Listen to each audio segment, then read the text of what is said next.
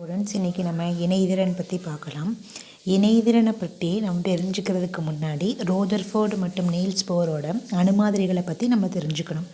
ரோதர்ஃபோர்டோட கூற்றுப்படி அணுவுக்குள்ள proton, electron, neutron போன்ற அணுக்கூறுகள் இருக்குதுன்னு சொல்லியிருக்காங்க. புரோட்டான், நியூட்ரான் எங்கே இருக்குது? அணுவினுடைய மையப்பகுதியில் இருக்குது, உட்கருவில் இருக்குதுன்னு சொல்லியிருக்காங்க இல்லையா. அடுத்தது எலக்ட்ரான்கள் உட்கருவை வட்டப்பாதையில் சுற்றி வருகிறது. ஸோ உள்ளுக்குள் இருக்க அந்த ப்ளூ கலர் பகுதி தான் புரோட்டானும் நியூட்ரானும் இருக்கக்கூடிய பகுதி.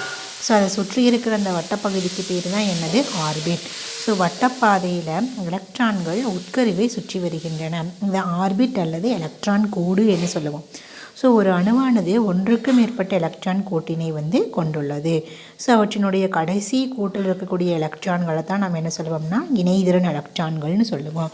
ஸோ இதில் முதல் கோடு உட்கருக்கு பக்கத்தில் இருக்குது. அதுக்கு பக்கத்தில் இருக்கிற க்ரீன் கலர் அது 2வது கோடு.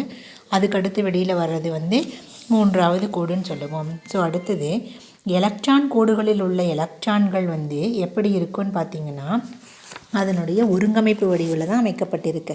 ஸோ இதை எலக்ட்ரான் அமைப்புன்னு சொல்லுவாங்க. ஸோ அனைத்து தனிமங்களுமே இயல்பாகவே நிலையான எலக்ட்ரான் அமைப்பினை பெற விரும்புகிறது. ஸோ எலக்ட்ரான் கோட்டில் முதல் கோட்டில் மொத்தமாக எவ்வளவு இருக்குதுன்னு பார்த்திங்கன்னா 2 எலக்ட்ரான்கள் மட்டும்தான் இருக்க முடியும்.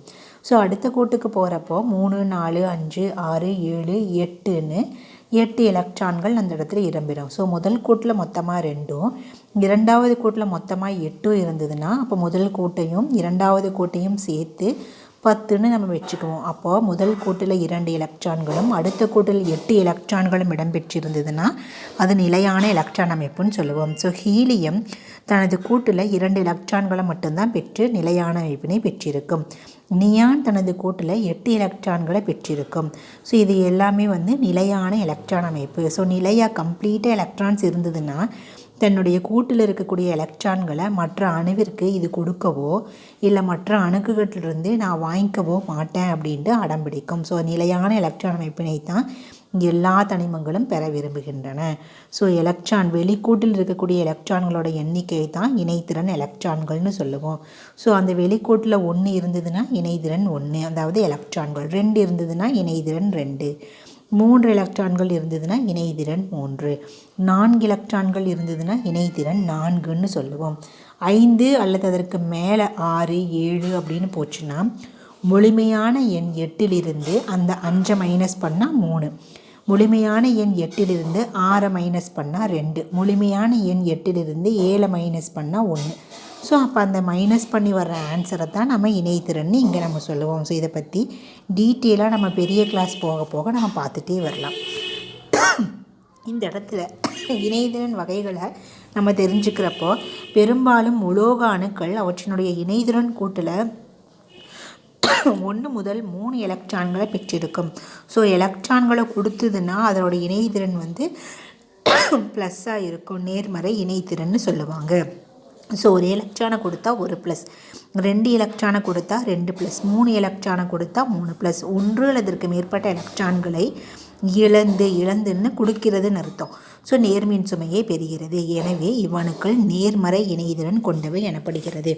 உதாரணமாக சோடியம் அணுவில் பார்த்திங்கன்னா அணு எண் 11. அதை எப்படி பிரிப்போம்னா முதல் கூட்டில் 2 ஆகவும் 2வது கூட்டில் 8 ஆகவும்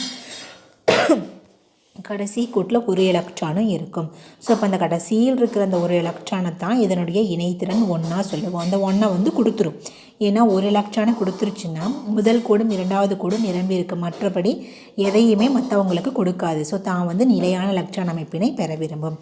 ஸோ ஒரு எலக்ட்ரானை கொடுத்தவங்காட்டிக்கு இதனோட இணைதிறன் மதிப்பு 1, நேர்மறை இணைதிறன் மதிப்பை பெறுகிறது. கொடுத்தா நேர்மறை இணைதிறன் மதிப்பு.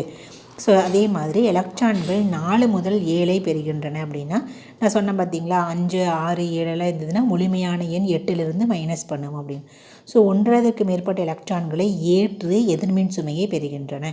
எலக்ட்ரானை வாங்குச்சுன்னா எதிர்மின் சுமை, எதிர்மறை இணைத்திறன்னு சொல்லுவோம். உதாரணமாக குளோரின் அணுவுக்கு நிலையான எலக்ட்ரான் அமைப்பினை பெற 1 எலக்ட்ரான் வேணும். ஸோ முதல் 17 எப்படி பிரிப்போம்னா 2, 8, 7ன்னு பிரிப்போம். முதல் கூட்டில் 2 நிரம்பிடுச்சு, 2வது கூட்டில் 8 நிரம்பிடுச்சு, 3வது கூட்டில் 7 தான் இருக்குது. ஸோ இது 7 கொடுக்கணும்னு நினைக்குமா, 1 வாங்கணும்னு நினைக்குமா? 1 வாங்கணும்னு நினைக்கும். அப்போ அந்த 1 யாருக்கிட்டேருந்து வாங்கியிருக்கோம்? இந்த சோடியத்துக்கிட்டேருந்து வாங்கியிருக்கும். ஸோ 1 எலக்ட்ரானை வாங்கினங்காட்டிக்கு எதிர்மறை இணைதிறன் மதிப்பு 1 பெறுகிறது. ஸோ வாங்கினா -1 ஒரு எலக்ட்ரானை வாங்கினங்காட்டிக்கு -1, 2 எலக்ட்ரானை வாங்கினா -2, ஒரு எலக்ட்ரானை கொடுத்ததுன்னா +1, 2 எலக்ட்ரானை கொடுத்ததுன்னா +2, 3 எலக்ட்ரானை கொடுத்ததுன்னா +3 அப்படின்னு சொல்லுவாங்க. ஸோ இதுதான் நம்ம பெரிய கிளாஸ் போனாலும் பார்க்க வேண்டியது. இது இம்பார்ட்டன்ட், தெரிஞ்சுக்கோங்க. ஓகே, இதோட இணைதிறன் மதிப்புன்னா என்ன, நேர்மறை இணைதிறன், எதிர்மறை இணைதிறன் பற்றி பார்க்குறோம். ஓகே.